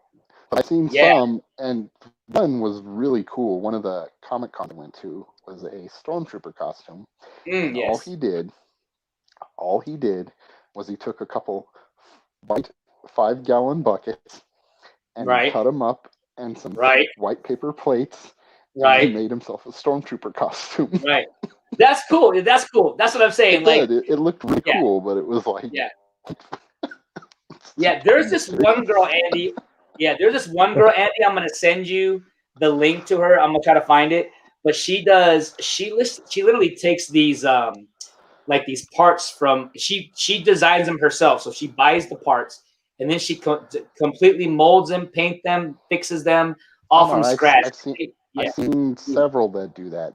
They buy the foam. They have a whole like their whole basement is just entirely dedicated to just cosplay, and they mold their own parts. They machine their own parts, and when they come out looking like they're anime characters, like they just pulled them right off the screen. Yeah, it's amazing. It's amazing. So then I'm looking at this other girl at the bottom here. She was all right, and then the one I always thought the one on the like the first lady and that the third lady, their costume is decent. This one in the middle, I didn't know if he was playing Wonder Woman. I'm like, oh, here we go. But he's not. He's playing Momoa because you can tell the outfit. Yeah. But the hair, I'm like, you should have just did darker hair. Arthur Curry's supposed to be blonde. Is he? Oh yeah. I mean, for the old school with the flat top. Yeah. So I guess he was doing an old school. See, Andy, you see how you make things perfect, make things better. Anyways, there we go. Oh, that's my future wife. I didn't know. That's Miss I believe it's Liz Wander. Let me just double check because they do say her name. You have a lot of future wives. Are you turning one? Oh no, just this one. How did you get into cosplay? I went to a Comic-Con and I didn't dress up. And honestly, I just and the fact that you can give back. And I had an event coming up, and then I was like, you know what, maybe I can get a give back. And I had and the fact that you can mix the world together and dress up as a superhero whenever you want.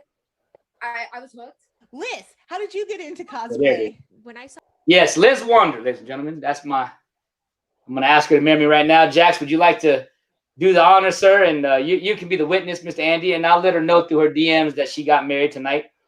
And I am not witnessing nothing. Andy, I need a witness. Okay, fine. Okay, Jax, you're the witness, and Andy, you marry us. Let me fix her face though. I don't like. I am not going to do that poor woman. Oh, I need her to smile. I need her to smile though. Hold on. I need her to smile. Really connect. Okay, she looks a little happy there. That's fine. I'm not doing this to that poor woman. No. Run. What do you mean? I'm a good guy, Andy. I'm a good guy. Okay, I'm a great guy. I'm a great Christian man with good values, just like Superman. Anyways. And yet you're cyber stalking a woman who doesn't even know you're there. Hey, entertainment. It's for entertainment, Andy. Get it right now. With Gal and the suit. Anyway, that's all going. That's all going down. Now back to Kevin. Prepare your eyeballs, kids, for another trip behind the scenes of Zack Snyder's Justice League. What do we got before we head out? Okay, I take some satellite action. I want to see Martian Manhunter. Where's my John Joe? No, they ain't gonna show that right now. That's the prize. So we were thinking of starting with one camera, kind of looking down the line. Actually, I will. Hold on. Bless myself. Hey, there is. Thank you. There is actually one I can show you. Bless you. There is actually one I could show you. It's a very, very, very, very small shot, I believe. I thought it was Soup's, but it's not. And I'll show you that before we head out for sure. Second camera, the defense, when he sees the blitz. See, this is all in a soundstage. This guy, I'm like, Second your turn, start to analyze the defense immediately. Do we still do the scoreboard? Yeah, you do the scoreboard. When he looks into the clock, hold.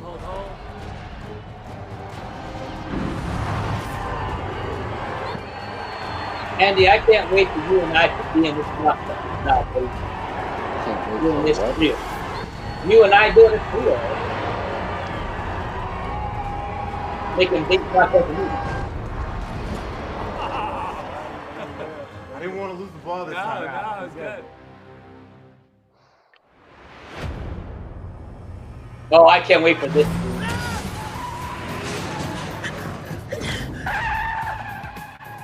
Twisted, or even like first you season B, twisted to that before this. Right, sure.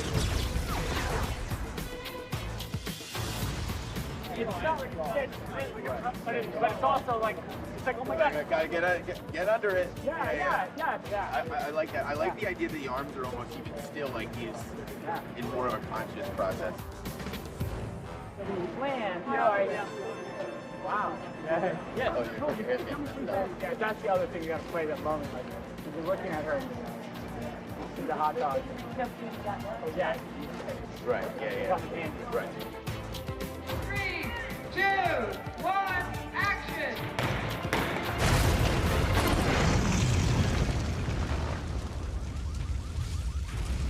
So I heard that she actually got signed back on to do the Flash, but we end up losing the dad, which I heard his performance is awesome in this movie as well. The dad that plays Barry Allen's dad, but that's because not because he didn't want to, and they can't push it out any further because you know how long they were talking about the Flash movie now, so they couldn't push it back any further. But I guess he had like other obligations for another film and stuff like that. So definitely do not want to do another Henry Cavill, Henry mustache crap. So yeah. Monster Now face. everybody who's Monster face. Anybody knows that the Snyder Cut features dark side, man. But based on this next piece, it's clear the film also has a lighter side, too. You see what I did there? Wordplay, man. Behold! I give you the blooper reel, ladies and gentlemen. My name is Ezra Miller, and I am criminally excited to be a part of the Justice League. Andy, if you do that in my trailer with your face like that, we helping. You're gonna have pictures of my butt all over your trailer. What'd you say? You're gonna have pictures of my butt all over your trailer. Oh heck no!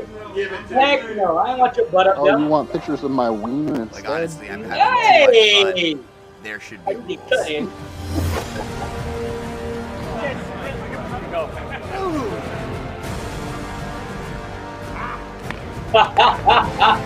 It's kindergarten here. God, she's so fine. Preschool. It's Jesus. worse than preschool. Wonder Woman. Piggyback, right? For sure. Oh, grab me! You get bored live. Bring your baby. Just snuggle up under my cowl.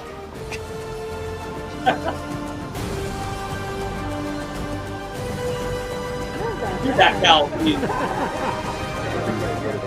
Deathstroke! Deathstroke!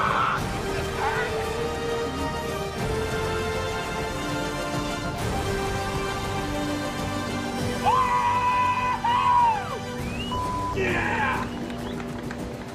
We did it, Zack! Today just feels like it's going smoothly and efficiently. It feels odd saying that to you with my shirt off, covered in baby oil. Henry.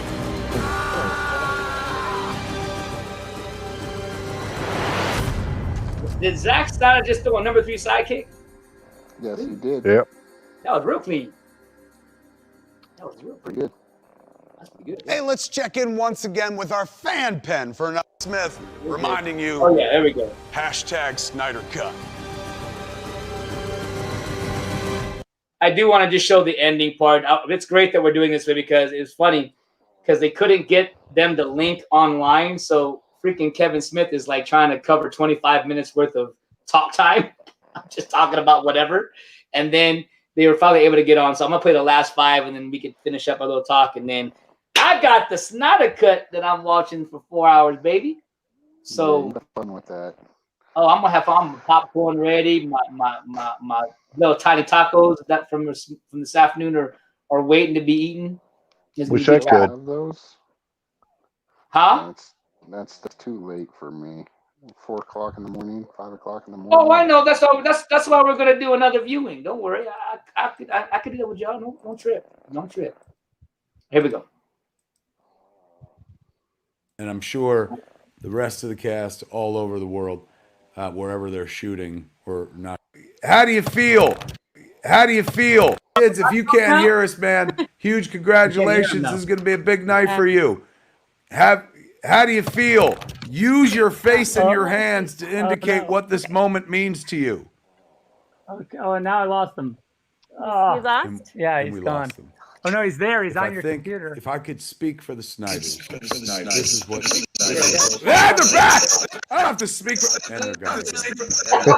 I now feel the frustration of all those folks who wanted the Snyder cut for so long. Wait, are we and whatnot. back? You're about to get what you wanted. Whoa, they're back! Can you hear me, kids? Yes. Can you hear us? We can't hear you. I can't hear you. Hopefully, maybe they can hear you. Hear I hear you a little bit. I got you. A little bit. It might be the going on. How the are you computer. feeling? I hear you now. How are you feeling, kids? A big night for both of you. What's it feel like right now? It's exciting. I'm frustrated by technology as usual. Dan, do you see but, that room right very there? Excited. We're Yeah. You know, it's T-minus. That's what I It's want. happening right now. It's on. Yeah, well, you're gonna have to work. It's starting, man. Let's send everybody over to I plan to. HBO-MAX to watch. The Snyder Cut. Zack Snyder's Justice League is happening right now. If you're on the East Coast, it's happening. If you're on the West Coast, you got some time and stuff. No, it ain't. Kids, I couldn't be happier for both of you. I know it's frustrating getting hooked up, but what a triumphant night for you. You worked so damn hard, and the fans delivered you to this moment. Is there anything you want to say to the good folks who pushed for release the Snyder Cut? I think we just want to say we wouldn't be here without all of you, and it really means so much to us personally. The support that you've given us and our family has been amazing, and we really hope that you love this movie because we've worked really hard, and I hope you can see all the respect and love that we have for these characters. And it wouldn't be here without you, and we realize that, and we appreciate it. What she said, 100%. That's my answer. Thank you, Debbie, for those eloquent words. But yes, you know, we love and feel huge support from and for and these amazing fans.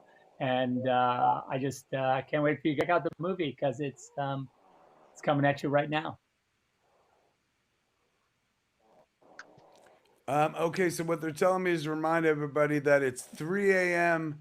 Eastern that it's Now they figured it out. Of 12 a.m. Pacific. That's when everybody gets. So it's not coming at you quite yet. No, that's what I thought I was trying to throw people off so they can go watch it. I'm sure a bunch of people are like, it's not on, you idiot.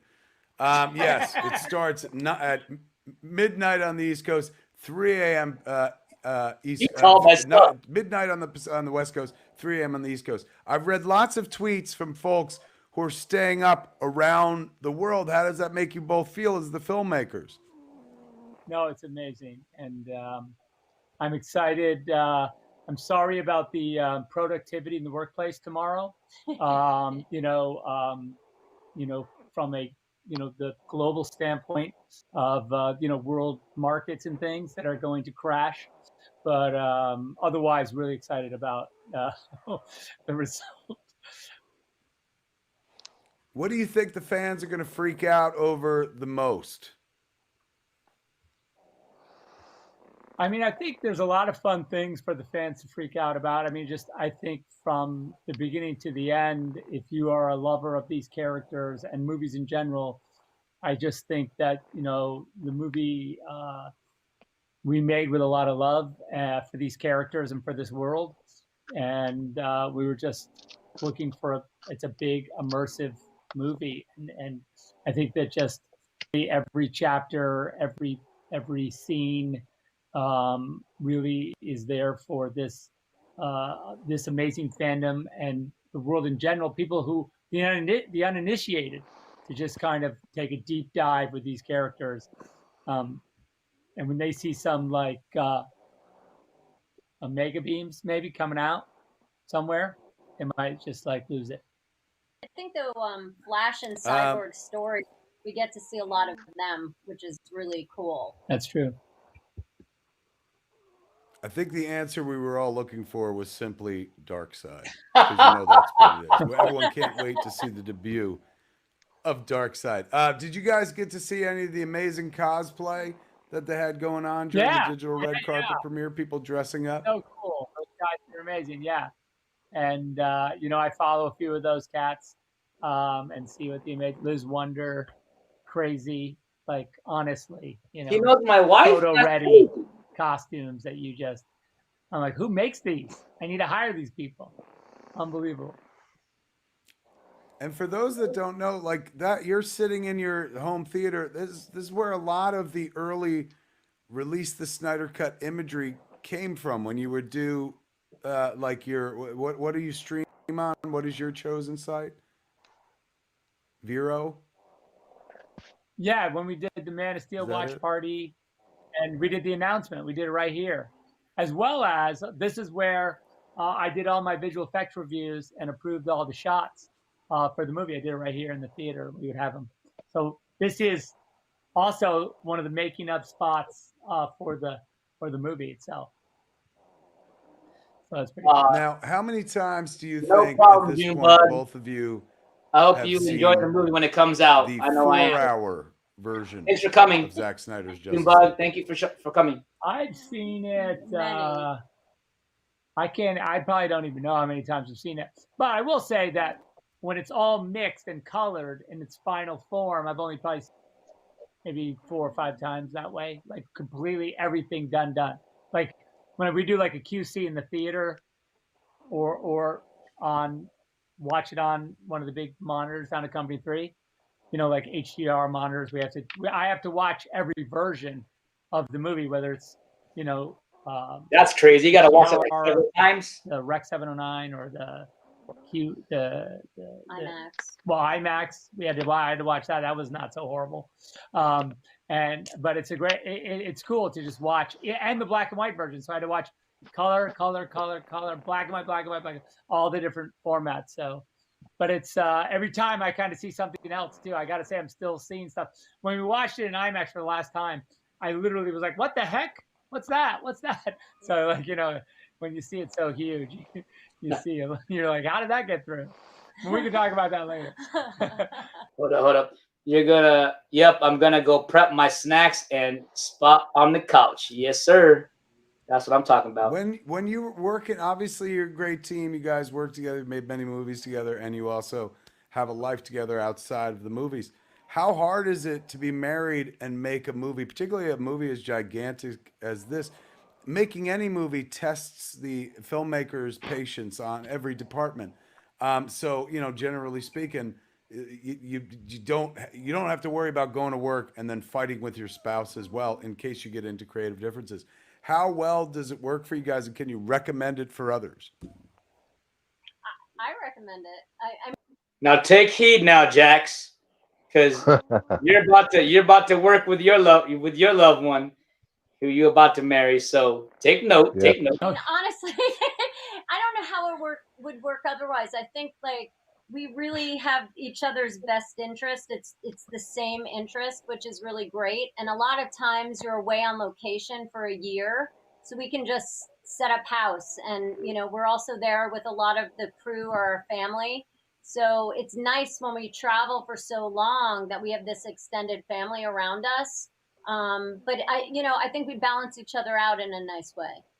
Definitely do.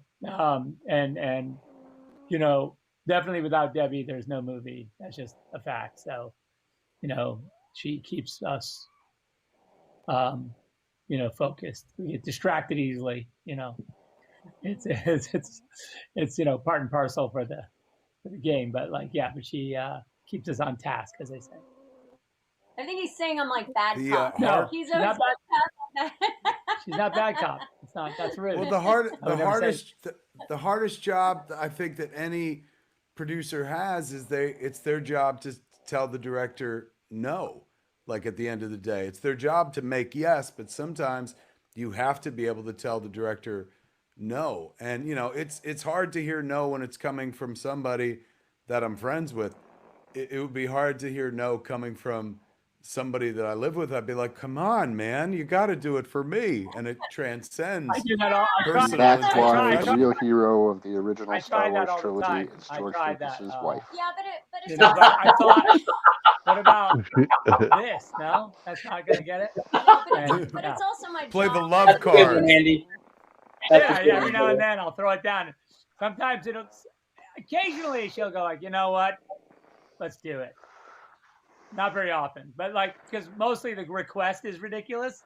I realize that what I'm asking is impossible. Like, I'm like, can't we build a time machine and just go back and get that thing? And then she'll be like, no, that technology doesn't exist. Okay, you're insane. but a lot of times I fight Only if you go for Zach's vision. 80 miles an hour. Always fights for the vision. That's So that, you know, I think The that's my DeLorean. job as a producer. Like, I have an obligation to the studio to be on budget, to be on time, but also ultimately, you know, and I think that's the thing when you have a company that's director driven, it's my job to bring his vision to the screen. So I try really hard, you know, to make that happen and to figure out a way to make that work. Sometimes I do say no, though. Tonight, yeah, you have to. You absolutely have to. Tonight, you kids are bringing to life one of Jack Kirby's greatest creations for the first time in a movie, Dark Side. Which design did you go with? How did you figure out the inspiration for the design for the first Dark Side we ever get to see in a movie? I mean, I went back to, like, you know, the original Kirby work, and I thought that was really kind of a cool place to start. And then, you know, I had an incredible team of, you know, I have at design level, I have a crazy awesome team, and those guys really dug in with the material, presented me tons of stuff, and we kind of narrowed it down and honed it down. But I think always keeping, you know, that the dark side, you know, the new gods is what it's all like, you know, in mind. And when you see him, I think you know him in 1 second. You know, that's kind of the litmus test for me, is like, that's dark side, you know, like that's how that's got to feel. And I think I think he's pretty awesome. He's pretty badass. And we get to see two versions of him. Yeah, we can see. Young Yeah, and we old. talked about that. Yeah. Oh, also though, there is amazing. Weta is doing an amazing. I don't know if you saw that. Yeah, They're doing I'm gonna like clear that before we head out. I want this sculpture of him on his throne, kind of. If it's $1,000, I'm not gonna get it. If it's a couple $100, that was inspired by, you know, like that image of him on the throne. You know, I always loved that image of Conan at the end of Conan. You know, where it says, you know, he wore that crown upon a troubled brow. That bit, you know, and I love geek. like Movie geek right there. Movie. I remember seeing that and going like, I need it. There's more. What? Yeah. And so But yeah, it those was cool. are stories Like, I was for like, I want another to do time. that. I want to do that. That's actually how the movie ends. So that's cool. When you I think when people started hearing about the flick, how much was missing from the flick, the extended cut of the flick, the 4-hour version, the Snyder cut, if you will, there was, you know, nobody had any information. So the internet would provide information, some of it true, some of it did not true at all. I think there was an overarching feeling of like, oh, it's just going to be a shot of Dark Side and that's it. But I've seen the flick. There's Dark Side in the movie, like legit amount of Dark Side, which was absolutely thrilling for me. He's got some scenes. He's doing some scene work. Yeah. And like, you know, so we get to know what he's thinking. And it's not just like in a dream sequence, you know, he's coming. He's not happy. Well, he is slightly happy. Because he thinks he's doing something. Yes. He thinks he's gonna get that pesky anti-life equation. Yeah, I know. We shall see.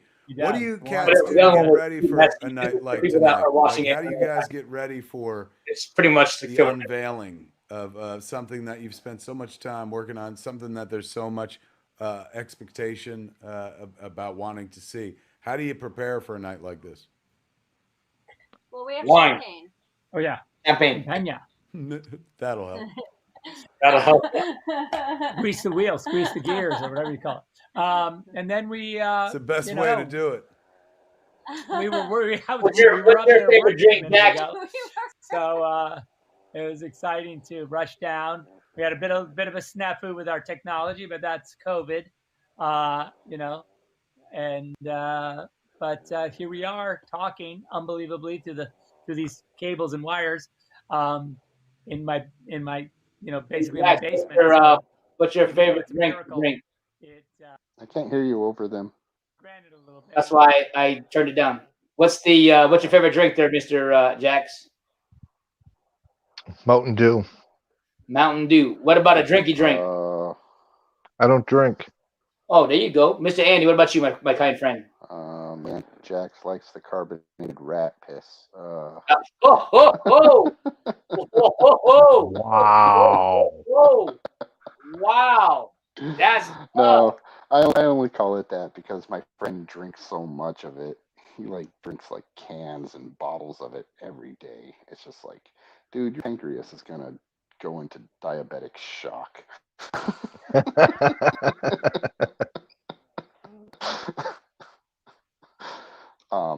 My favorite. You want an actual drink like alcoholic drink? Yeah. White Russian. Okay, yeah, those are good. Those are actually kind of addicting, actually. Yeah. Yeah, because it's almost like chocolate milk. Yeah, chocolate milk. Yeah, sneak up on you, chocolate milk.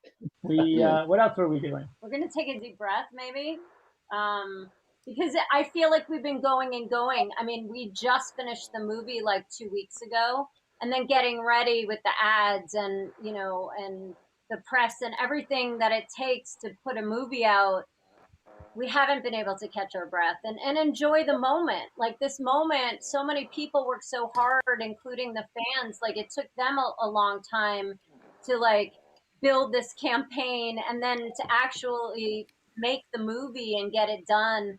I mean, it's so many people, the crew, the artists. I mean, they put their heart and souls in it. And I think now to just enjoy the moment, and not forget the moment, because I think that's important. Or it's the doom of men that they get. I don't know if you're familiar with that scene in Excalibur, but it's, The which scene in Excalibur? Say it again. It's the scene where Merlin takes out his torch and he's like, "Listen up, just remember this day, this moment. You were there with Arthur the King." It's that scene, and he says, and then at the end he says, "For it is a doom of men that they forget." It's that bit, you have to. Sorry, more movie. I'm sorry. You are an Excalibur geek, if I remember correctly. Wasn't Excalibur in the opening of BVS? That's one of the movies that's BVS. They were watching Excalibur. It was also Todd Phillips' joke. They were also weirdly watching Excalibur too. I don't know. I always thought that was I was like, wait, what? That's cool. Well, then, in the language of Excalibur, my friend, you both know the charm of making a nal nafra. You have that kind of magic, and it's on display in Zack Snyder's Justice League. Everyone's about to binge it. Do you have any closing thoughts for the good folks out there who've been waiting to watch it and are going to be binging it momentarily? Listen, all I would say is that the movie is made with a lot of love. Every single person in all that whole cast, I consider my friends. I've been working with them for years now. It was a family affair. It's a boutique-y movie even for its scale. It's a gigantic movie, but it's really bespoke and custom made by a loving, handful of people that really, really love it, as well as an army of incredible technicians and amazing artists. But at its core, is this real family. And I just hope that that comes through the movie because it's really made with love. Yeah, and I also just want to Deb? say thank you for the support that everyone has shown us personally, and also, you know, for the attention to mental health and for suicide prevention, because, you know, it's something that's really dear to us. But I think with everything going on in the world right now, you know, I think with just a year that we've, you know, been through, I think that is such important work. And the fact that this community has picked up that torch and like carried it means just so much to us. So we're really grateful for that. Yeah, that's good. You kids are good people, and you do good work. You do good work on screen. You do good work off screen. Listen to your lady's advice, Zach, and enjoy. You heard that? He this said moment. that. This Listen is to your a big lady's year advice, for Jack. you. That's great advice. Not only you have Zack Snyder's Justice League, you got the Dead movie coming up elsewhere and whatnot. Big moment for you. It couldn't happen to a nicer guy. So hopefully, as the world gets to bathe in your glory, you're sitting back there, both of you tonight, and just feeling it and knowing that, like, wow, what a journey, man. We're here. You did it, kids. Congratulations. Thank you so much for spending the time with us tonight, Zack and Debbie Snyder.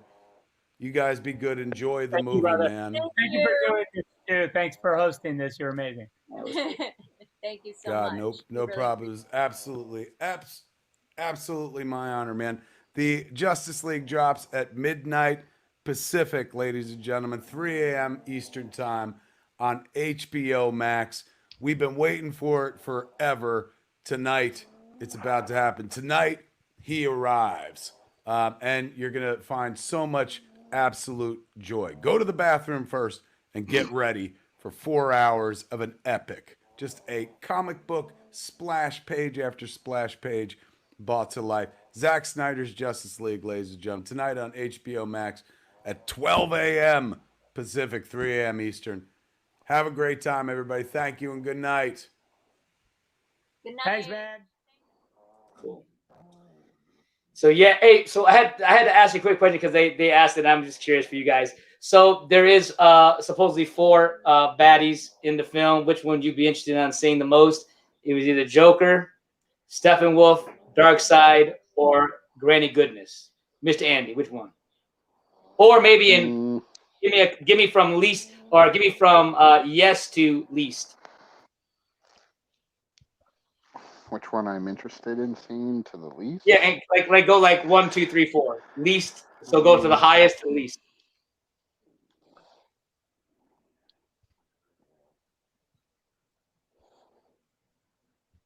I don't know all that much about Granny Goodness, to be perfectly honest. So right, probably Darkseid, okay, Steppenwolf, gotcha, Joker, Granny Goodness. Gotcha. What about you, Jax? Oh, hold on. Go ahead, Andy. I was gonna say I doubt Joker has. I doubt Joker really does anything. Oh man, like I said, I'm only quoting what other people are saying that have seen the film, and even Christopher Nolan, he even adds this in and says the scene that they have, I think it's towards the end where the nightmare sequence happens, is right up there ranked. He is saying that it's up there with his scene with the Joker of Heath Ledger and Christian Bale's Batman. That scene is so iconic. But it matches that. I'm just going. I know. Them talking to each other. That's I not know. a I know. whole thing. But what I'm saying is, when you get people, more than one person, and it's not just 5 people, man. Like I said, I've watched a full day of nothing. And everybody watching this thing, and I'm telling you. Remember I told you about the hype of Cobra Kai? Same thing. This is the same legit thing, man. People are saying it's nuts. Now, whether it resonates with you or not, it is what it is. Same thing with me. I don't know yet. I'm about to see it in about 5 minutes, and I'll let you know the next time I see you if I think it is not. But Jax, what I'd about love you? to see the Joker, but what depends on what kind of impact he has. If he's just there Right. and he has this little speech about The thing is then, well, I don't know. Like I said, remember I told you in the conversation, I said that Injustice is the storyline I think that they're really trying to play out. And I think if they greenlight Justice, which everybody is already hyping for, Justice League 2 with Snyder at the helm, then we're going to be able to see all these characters, because Mr. Leto said he'd love to come back and do it, and he loves working with Zach, obviously not with anybody else. But go ahead, Mr. Jax, what you got? Same order as Andy. Same order as Andy. Perfect. Yeah, I want to say it's the same order too. Yeah, I want to see Darkseid. Steppenwolf looks badass, and then Joker, and then I don't know. Granny Goodness is because there's also Desaad too, which is, I guess, like I don't know if you want to call him a bodyguard of it's the whole what's that storyline, the gods, the New Gods. The New Gods. Yeah, I think they're a part of that whole New Gods scenario. So yeah, it's the same with in Avengers Endgame, those guys that right were with Thanos. Yeah, it's those guys.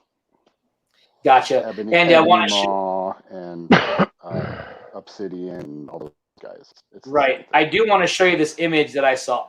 That is, I believe, Martian Manhunter. I showed it to you really quick. Hold on. Okay, yeah. That's the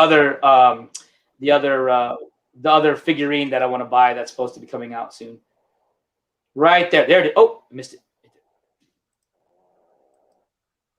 So if you look at because I had zoomed it in earlier, and you could tell the shape of the head is not Superman, and you could tell it's not his body style for Henry.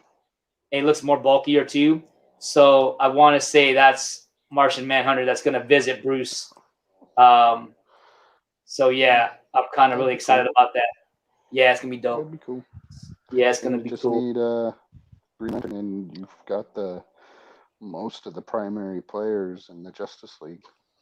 Yeah. Well, guys, thank you very much, Jax. I have 2 minutes and calling. I'll probably do another reaction for the or just show the myself back into play here. What do you call it? For the figurines, they have a video that actually showcases what they're going to look like. And I thought you guys might enjoy that, but we'll do that another time. I want to thank everybody that was here. Seth, thank you for being here. Seth SDMF. Thank you, Junebug 2012. Now that I know it's you, JR, as you put it toward the end, I didn't know you were going to watch it, JR. That's awesome. So we could talk about that when you see each other this weekend. Arthur HZ, hopefully it helps you. Hopefully we're getting ready to watch it, brother, so get ready. Miss Apples, thank you. Also Reem 53 and Helen Callie and everybody that came, Mr. James Gipe as well, and Mr. Jax. Thank you, brother, for coming in. And how are you liking your new home? Thank you for having me. Is it sweet? The new home is sweet?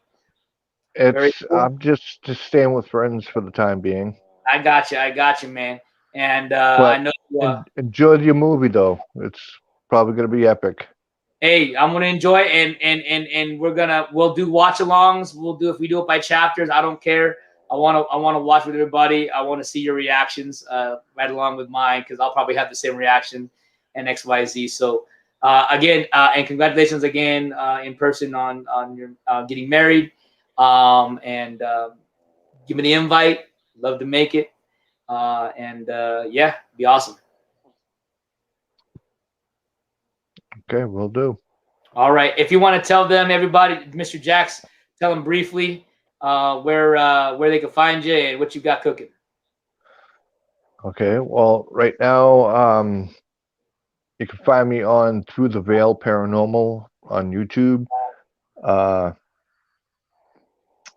Things have been kind of slow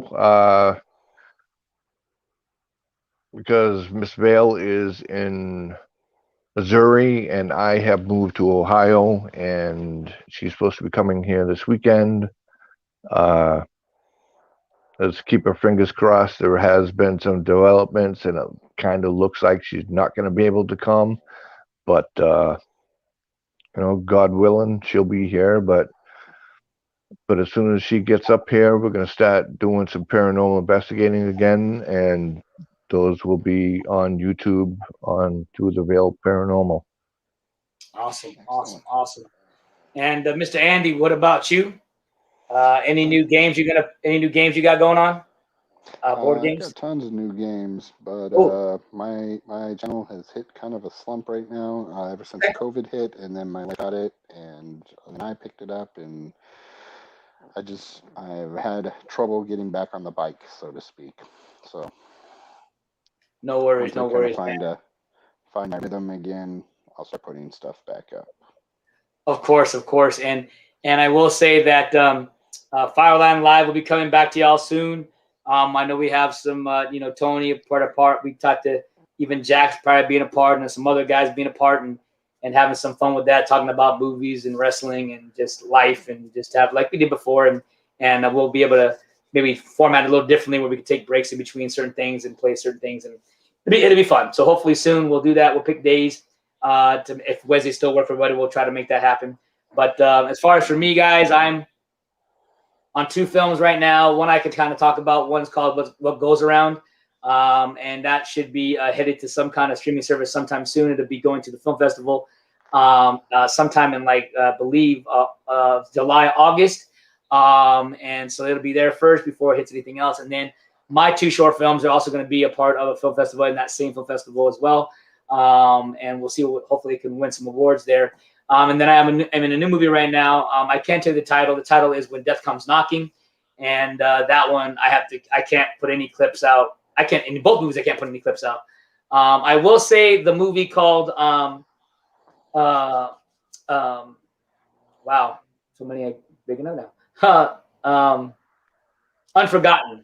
That one is finishing, and I'm just editing some stuff, and then I'll be sending it off to somebody else to edit the bars and sound and stuff, and then I'll put in the music, and then once that's done, I'll be able to put that on the channel, and that'll be a mini feature. It's about 25-30 minutes long, and that's a movie that I've been working on since 2006. So I'm looking forward to that. My daughter Malia is in that movie. She plays a very critical role in that as well, and so it'll be good times. So we got a lot of stuff coming out, and you can find us obviously on the Fireline ENT page, and we'll see you guys soon. We love you guys very, very much. I'm just going to play the outro, guys, and you guys can, count yourselves out, whatever you guys want. But we love you guys, and thank you, Jax, again for coming. Andy, thank you for being here, brother.